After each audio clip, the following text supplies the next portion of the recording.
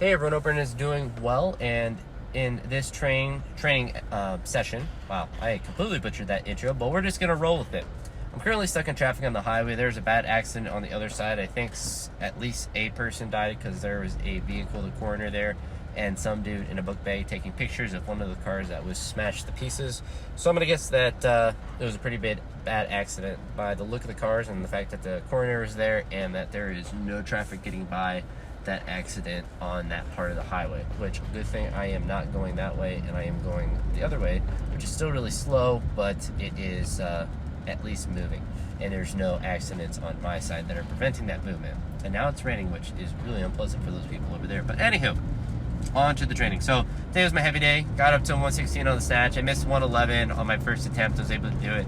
Not really happy with how my shoulder felt as far as the stability. Didn't really feel pain on it, and I spent a lot of time working on it to warm up, so that helped. And then it got up to 146 kilograms on the clean and jerk. That felt pretty good. It looked pretty good on the video, but just want to continue to work on the upper body strength. So after I did that, I might be stuck here on the highway, unfortunately, and have to do the other exit, but not too big of a deal. There's many ways to get back to my house. Anywho, did some snatch good push presses after the clean and jerks. Went up to 111 kilos for 4 sets of 5, and those went well. Snatch good push press is something that is really easy for me to do and a really beneficial movement just for the upper body strength and the upper body stability. So it's something that I just need to continue to do a lot, and probably start doing stuff like snatch balances and overhead squats as well, because those are just obviously going to help with that positioning and stuff, and just continue to work on the stability of that joint. Because thankfully, like, I have pain in the shoulder, but it isn't anything that's really, I don't really think it's related too much to the strength, seeing how I've snatched good push press like 315, or I think I've done more, I forget what my PR is now. That's such a weird movement, but I've done more than my snatch, and obviously I've done the 290 off the block, so I have plenty of the ability to hold that weight. It's just continually to build that stability so it looks and feels better when I'm in the bottom on all my reps. But wanted to do that. For that, we'll be hammering those in overhead squats and snatch balances and whatnot. And then after I did the snatch push press, dropped it, did some snatch pulls, did a 1 set of 10 at 111 kilos, the same way that I was doing the snatch push presses at. It actually got a pump in my quads, which was kind of weird, but it's always feels productive when I get a quad pump when I do anything, so it was definitely good. And then did some front rack jerk squats.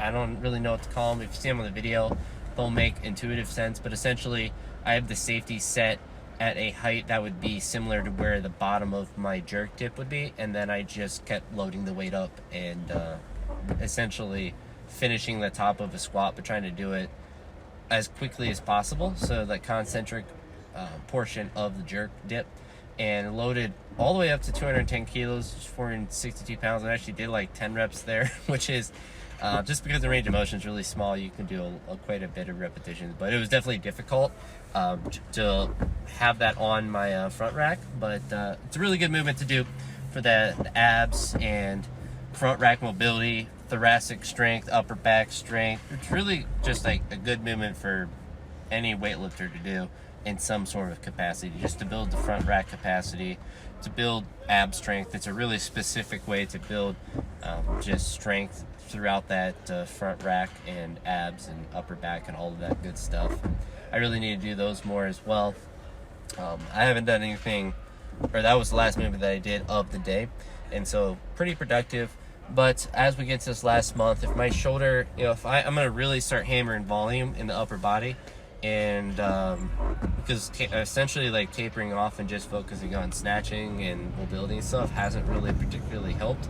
So I'm just going to go back to what has always worked for me, and just hammering the volume and doing an immense amount of upper body stuff with each of my training sessions, just to continue to work on that area to hopefully build the stability, help with the pain, and all that good stuff, and just continually pump blood into that muscle and hopefully feel good for the competition. And if things continue to not feel good in the shoulder joint, then I have no problem just not doing the competition, because there isn't really a point of me, hurting myself to do a competition when I can just be safe, be smart, and just continue to get stronger. And I don't really want to bomb out a competition just from missing from like shoulder stability. So I definitely want to get better in that regard. But if I can't, then it is what it is. So we'll get continuing to work on that and hopefully get a little bit better each day. But that's it for now. Talk to you all in the next one. Peace.